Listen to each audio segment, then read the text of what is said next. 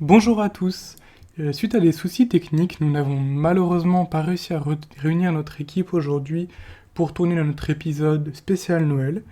Donc nous vous proposons à la place un épisode bonus qui sera une capsule élargie sur le 18 Brumaire de Louis Bonaparte, écrit par Karl Marx. Bonne écoute.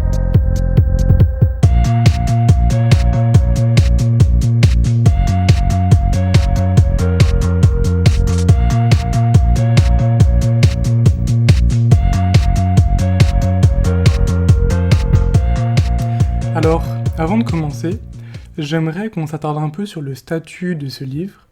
Marx n'était pas universitaire et par conséquent il n'avait pas accès aux revues spécialisées pour se faire éditer. Le 18 Brumaire a donc d'abord été publié sous forme de brochure dans une revue militante à New York appelée Die Revolution, la Révolution. Grâce à une cotisation de ses amis, on sait que Marx manquait cruellement d'argent, ce qui rapproche donc ce livre plutôt du travail journalistique que du travail scientifique. En effet, ces articles ont été écrits dans le feu de l'événement. Le coup d'État de Louis-Napoléon Bonaparte a lieu le 2 décembre 1851, et Marx a achevé sa rédaction dès mars 1852. Pour l'époque, on est presque sur du commentaire en direct. Or, quand on a en tête ce contexte, on a envie de rappeler les réserves de Bourdieu, qu'il fait dans Homo Academicus, à l'égard de la valeur scientifique de ce genre de travail. Je cite, « La tentation de multiplier les hypothèses sur mesure ne s'exerce jamais autant sur les spécialistes des sciences sociales que lorsqu'ils ont affaire à des événements critiques. Les instants où le monde social bascule sont un défi qui n'est pas seulement intellectuel pour tous ceux qui font profession de lire le sens du monde. Et pourquoi ce défi n'est pas seulement intellectuel ? Parce que plus le commentateur réagit vite à un sujet qui fait l'actualité, plus il s'assure d'être entendu, ou bien de bien vendre son journal, d'une certaine manière. Et au risque, bien entendu, de bâcler son travail ou de ne pas prendre le recul suffisant. Par conséquent, je cite à nouveau, « Une des raisons du retard des sciences sociales, sans cesse exposées à la régression vers l'essayisme, est que les chances d'obtenir le succès purement mondain, lié à l'intérêt d'actualité, diminuent à mesure que l'on s'éloigne dans le temps de l'objet étudié, c'est-à-dire à mesure que croît le temps investi dans le travail scientifique. Le scientifique ne peut arriver qu'après la fête, quand les lampions sont éteints et les tréteaux retirés. » Et Marx reconnaît peut-être, sans le vouloir, jouer lui aussi à ce petit jeu du commentaire. Les deux livres qu'il cible dans sa préface, comme étant ses concurrents, sont également deux essais ou deux pamphlets écrits sous le coup de l'événement, à savoir Napoléon le Petit de Victor Hugo, et Le coup d'État de Proudhon. Et même le ton du livre, en fait, n'échappe pas à cette ambiance un peu polémique du commentaire politique. On peut rappeler la célèbre phrase d'ouverture « Hegel écrit quelque part que tous les événements et personnages surviennent pour ainsi dire deux fois. Il a oublié d'ajouter « une fois comme une tragédie et la fois d'après comme une farce ». Donc, bien sûr, si on va garder en tête toutes ces réserves qui entourent le livre, on voudrait juste insister sur le moment, sur le côté assez exceptionnel quand même du 18 Brumaire qui a bien réussi à devenir un classique des sciences sociales, malgré ce contexte de publication qui ne le laissait pas présager. Donc, pour la suite, là, on va rentrer un peu plus dans le cœur du texte. On va pas tout résumer, mais on va relever quelques éléments qui nous semblent pertinents et les discuter un peu. Alors, le 18 Brumaire, c'est un essai historique qui veut expliquer comment les jeux politiques sous la Deuxième République, donc à partir de février 1848, ont mené au coup d'État de Louis-Napoléon Bonaparte 3 ans plus tard en 1851, qui amènera au Second Empire.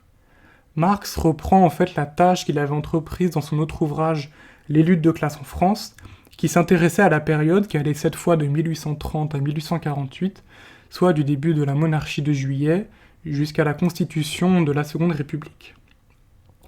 L'idée centrale de Marx est de faire une analyse des évolutions politiques qui ne soit pas une histoire des grands hommes, qu'elle soit positive comme chez Hegel, ou négative comme chez Hugo et Proudhon dans les ouvrages qu'on vient de citer.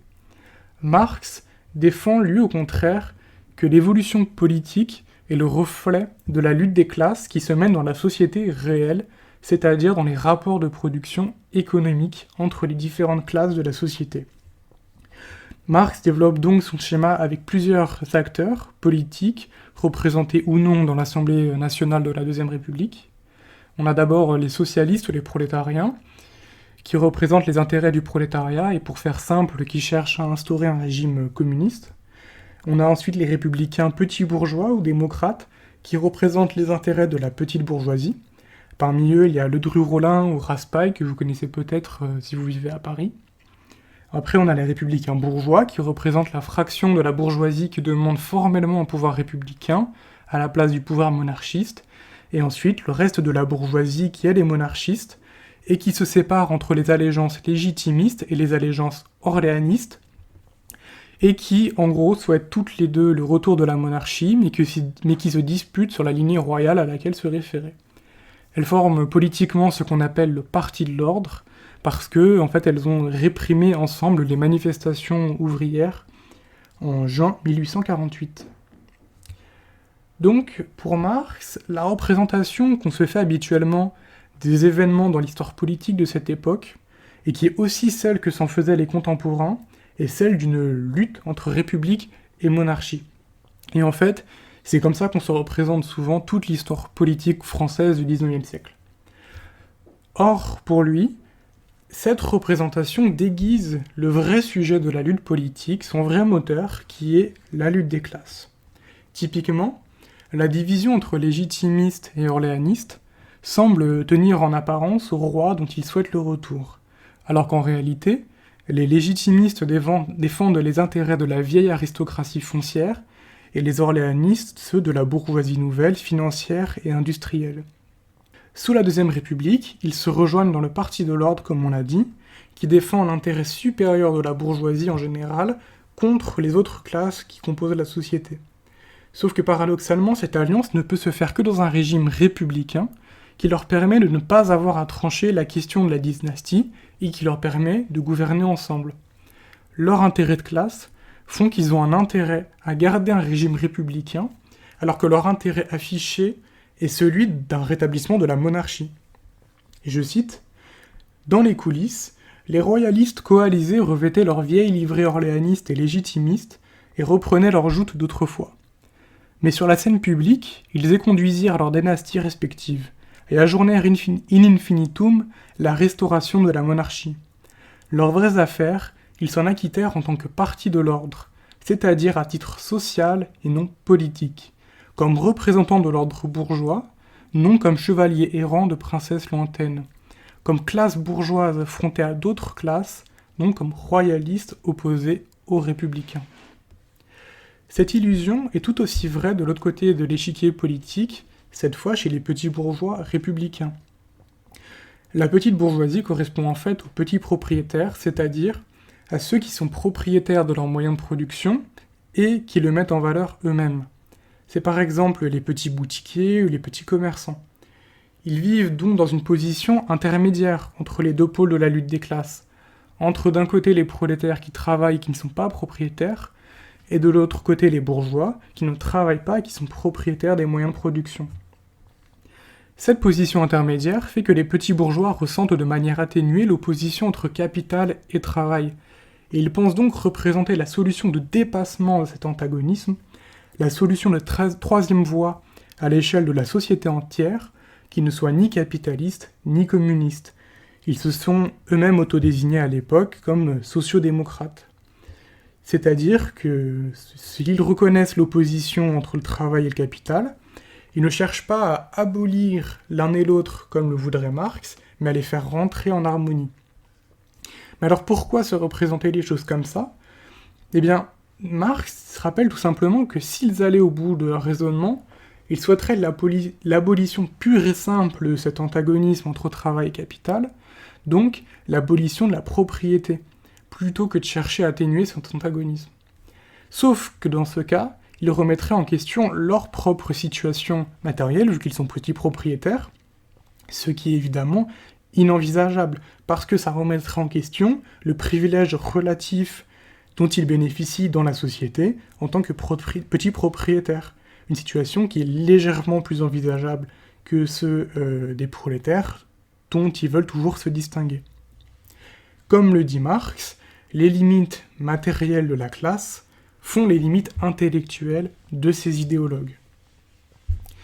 Et comme ils ne poussent pas cette question de la lutte des classes jusqu'à ses dernières conséquences, comme ils ne franchissent pas cette limite intellectuelle qui est l'abolition pure et simple de la propriété privée, ils sont incapables de saisir ces vrais enjeux de la lutte des classes et de se positionner correctement dans ce rapport de force.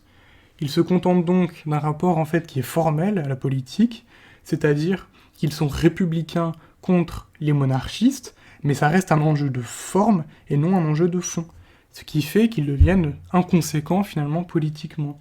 Et je cite à nouveau Marx, « Les menaces révolutionnaires des petits bourgeois sont simplement des tentatives pour intimider l'adversaire.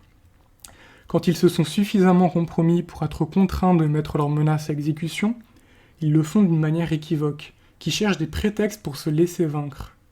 L'ouverture éclatante qui annonça le débat se perd en un grognement penaud dès qu'il doit commencer, les acteurs cessent de se prendre au sérieux, et l'action s'affaisse telle une baudruche bien gonflée que l'on crève de la pointe d'une aiguille. Ensuite, les petits bourgeois, comme ils se pensent au-dessus de la lutte des classes, ils refusent de faire l'analyse des différents intérêts qui composent la société, et notamment de reconnaître leurs divergences d'intérêts avec les prolétaires. Au contraire, ils pensent qu'en défendant des causes comme la République, cela suffit à les rassembler avec les prolétaires contre la monarchie, ce qui fait qu'ils vont employer des mots comme peuple ou démocratie qui sont volontairement vagues et qui permettent de les rassembler en maquillant cette diversité interne. De ce fait, je cite, « Aucun parti ne s'exagère ses moyens plus que le parti démocrate, aucun ne s'illusionne sur sa situation avec plus de légèreté. » L'idée en fait est que de défendre des causes abstraites et formelles dispense de faire l'analyse des forces réelles à l'œuvre dans la société, y compris des siennes, c'est-à-dire finalement de faire l'état de la lutte des classes. Et à la fin, ça permet aux petits bourgeois de justifier leur l'échec politique en rejetant la faute sur les ouvriers qui ne se rejoignent pas à eux alors qu'ils sont censés défendre les mêmes intérêts, tout en se mettant eux-mêmes dans une position qui devient irréprochable vu qu'ils se battent pour une cause juste. Dernière citation. Quoi qu'il en soit, le démocrate sort de la défaite la plus honteuse, aussi immaculée qu'il y était entré innocent, avec la conviction renouvelée que sa victoire est certaine, et que ce n'est pas à lui et à son parti d'abandonner leur ancien point de vue, mais au contraire, ce sont les conditions qui doivent mûrir à son profit. Et c'est pour ça qu'à mon avis, Marx avait des réserves quant aux défenseurs des droits de l'homme. En fait, défendre des droits formels et abstraits comme les droits de l'homme, ça permet de se parer de vertu, de se donner une bonne conscience, mais ça ne garantit pas forcément une évolution des conditions réelles d'existence, ce qui est finalement le vrai objectif de la politique selon Marx. Et moi personnellement, ça m'a fait penser à un exemple politique plus contemporain, qui était la défaite du Parti démocrate en 2016 et en 2024 contre Trump, où on avait vraiment pu voir des militants démocrates reprocher aux minorités ethno-raciales de ne pas avoir assez voté pour le Parti démocrate et d'avoir fait élire Trump par leur abstention. Et ça montre, je pense, assez bien cette absence de remise en question et cette manière de considérer que c'est au peuple de les suivre dans leur mouvement politique et non l'inverse. Un autre point ensuite que développe Marx dans son livre et qui m'intéresse, c'est le positionnement politique des petits bourgeois. En fait, dans tout le livre, on voit que les petits bourgeois sont dans un mouvement de va-et-vient dans leurs alliances entre les partis bourgeois et les partis prolétariens ou socialistes. Pendant la Révolution donc, de février 1848 qui met fin à la royauté, les petits bourgeois font alliance avec les ouvriers pour renverser le régime monarchiste qui précédait, c'était la monarchie de Juillet. Mais pendant les journées de juin 1848, qui viennent quelques mois après, qui sont cette fois des journées de contestation purement ouvrière contre la Deuxième République qui vient de se mettre en place, cette fois les petits bourgeois font alliance avec les républicains bourgeois pour mater la révolte très violemment. Puis, après les événements, les bourgeois qui n'ont plus besoin des petits bourgeois les excluent du gouvernement, et donc les petits bourgeois se retournent à nouveau vers les ouvriers pour chercher à faire des alliances électorales, ce qui leur permet de revenir dans le jeu politique, etc., etc. On comprend le mouvement. Et il y a une tendance en fait naturelle à se rapprocher des mouvements bourgeois, mais qui les marginalisent dès qu'ils n'ont plus besoin de leur soutien, parce que de toute façon, du côté des bourgeois, les petits bourgeois restent en fait des révolutionnaires qui sont presque confondus en fait avec les partis prolétariens. Une fois qu'ils sont marginalisés, ils reviennent donc dans l'opposition, ils regagnent en popularité en faisant des alliances avec les mouvements ouvriers. Et dès qu'ils ont repris des forces, ils rompent à nouveau cette alliance pour se rapprocher des partis bourgeois. Et ce mouvement de va-et-vient, je pense qu'il est intéressant, parce que on peut le retrouver, je pense, à différents moments de notre histoire politique. Par exemple avec le Parti Socialiste, qui est totalement marginalisé politiquement sous la Ve République, une fois que De Gaulle est revenu au pouvoir, alors que son ancêtre, la SFIO, était tout le temps en gouvernement sous la IVe République. Ensuite, donc, le Parti Socialiste signe des accords de désistement avec le Parti communiste français, puis signe le fameux programme commun en 1972, accords de coalition qui vont les amener à avoir des succès électoraux assez conséquents, comme les municipales de 1977, sauf que le Parti communiste, en fait, voit assez bien et assez vite que ces succès se font au prix d'une redistribution interne de l'électorat dans l'Alliance au profit du Parti socialiste. Georges Marchais décide donc ensuite de rompre l'accord électoral, et la suite est connue, Mitterrand part tout seul à la présidentielle de 1981, et remporte l'élection, et finit par retourner au pouvoir, lui qui était ministre sous la IVe République. Et donc en plus d'ailleurs de ce mouvement politique, il faut aussi voir dans ce contexte-là qu'il y a des mouvements aussi dans les bases sociales de chaque parti qui sous-tendent ce mouvement. La victoire de Mitterrand, et c'est une analyse en fait qui est un peu classique, c'est aussi la victoire des classes moyennes qui est en promotion avec la tertiarisation de la société, alors qu'au contraire les ouvriers qui étaient la base électorale du Parti communiste étaient déjà en déclin depuis plusieurs années, déclin qui est toujours d'actualité. Autre exemple historique, c'est bien sûr aujourd'hui les exemples de la NUPES et du Nouveau Front Populaire. Cette fois, je pense qu'on peut considérer que c'est la France Insoumise qui a joué le rôle du parti socialiste ou ouvrier, et le Parti communiste français, le PS et ULV, qui ont joué le rôle des partis petits bourgeois.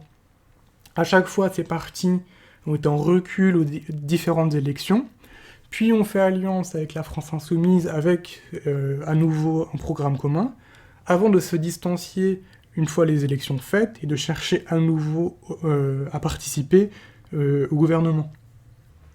En conclusion, je pense qu'il faut quand même revenir à ce que disait Bourdieu en introduction sur la question des théories un peu ad hoc des commentaires politiques, c'est-à-dire des théories qui sont développées pour expliquer un fait unique politique sans se préoccuper peut-être assez de leur validité sur d'autres exemples historiques. Parce que, par exemple, ici, sur la question des petits bourgeois, je pense que Marx fait des remarques qui sont très pertinentes, qui touchent des choses qui sont très vraies et qui amènent à beaucoup de réflexions. Mais quand même, d'une part, c'est des réflexions qui sont dispersées un peu au fil des pages et qui, en plus, ont peut-être un peu de mal à être parfaitement cohérentes entre elles, parce que ne serait-ce que sur les exemples que j'ai cités aujourd'hui, du coup on aurait du mal à savoir si les petits bourgeois refusent le fait même que la politique soit conflictuelle, ou alors ils acceptent qu'elle soit conflictuelle, mais simplement en opposition aux monarchistes. Ce serait deux choses un peu différentes, et qu'il faudrait peut-être un peu préciser, mais que Marx ne fait pas tout à fait. Ensuite, point de tension, à mon avis, qui est intéressant avec la théorie marxiste, c'est que peut-être quand même que quand on regarde d'autres exemples historiques, Marx est peut-être un peu dur avec les républicains petits bourgeois. C'est-à-dire que même si, évidemment, les républicains petits bourgeois ont échoué pendant la Seconde République. Je pense que c'est une force politique qui a toujours existé et qui a eu des moments où elle a vraiment eu un rôle progressiste. Je pense notamment aux années 1880 en France et ce qu'on appelait la République opportuniste, où là c'était vraiment des républicains mais qui ont une vision très formelle de la politique, quoi. Ils voulaient la République plutôt que la monarchie et qui était très loin des considérations de lutte de classe que souhaitait Marx. Mais pourtant, ce sont bien ces républicains-là qui ont réussi à obtenir une majorité à l'Assemblée pour faire passer, par exemple, la loi sur la liberté de la presse de 1881 ou les lois Ferry sur la laïcité de l'enseignement et l'enseignement public, et qui sont bien des réformes qui sont progressistes, qui ont eu des effets progressistes, alors même qu'elles ne reconnaissent pas nécessairement l'existence de la lutte des classes. Sur ce, je pense qu'on en a fini pour aujourd'hui. Si vous voulez qu'on fasse quand même la discussion de cette capsule, n'hésitez pas à nous le dire en commentaire. Et surtout, si vous avez tout type de retour à nous faire, n'hésitez pas, les commentaires sont là pour ça. Merci.